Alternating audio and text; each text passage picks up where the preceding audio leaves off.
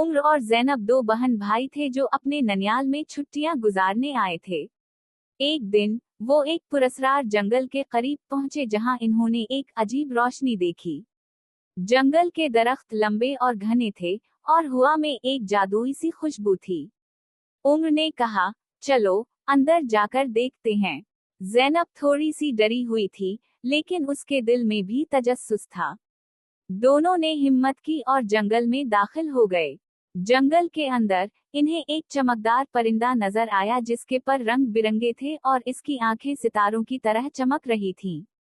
परिंदे ने इन्हें देखा और बोलने लगा, तुम्हें यहाँ कैसे मिल गया? ये जंगल सिर्फ खास लोगों के लिए है।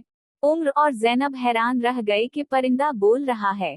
ज़ैनब ने हिम्मत करके कहा, हमने एक रोशनी देखी और यहाँ आ गए। क्या हम आपकी मदद कर सकते हैं? परिंदे ने मुस्कुरा कर कहा, हाँ, तुम्हें एक राज को हल करने में मेरी मदद करनी होगी। परिंदे ने इन्हें बताया कि जंगल का एक कदीम खजाना चोरी हो गया है और उसे वापस लाने के लिए 3 कलीदी पत्थरों को ढूंढना होगा। उम्र और ज़ैनब ने हाँ कह दी और अपनी मुहिम शुरू कर दी। पहला पत्थर एक गहरी गार में था, जहां इन्हें एक बड़े शैतान कीड़े से लड़ना पड़ा। ज़ैनब ने एक चमकदार पत्थर उठाया जो जमीन पर पड़ा था और कीड़ा गायब हो गया। दूसरा पत्थर एक झील के नीचे था, जहां उम्र ने तैराकी की और पत्थर को निकाला। तीसरा पत्थर एक बुलंद पहाड़ की चोटी पर था, जहां दोनों ने मिलकर उसे हासिल किया। जब तीनों पत्थर मिल गए, तो परिंदे ने इन्हें जंगल के दरमियान एक कदीम दरख्त के पास ले जाया।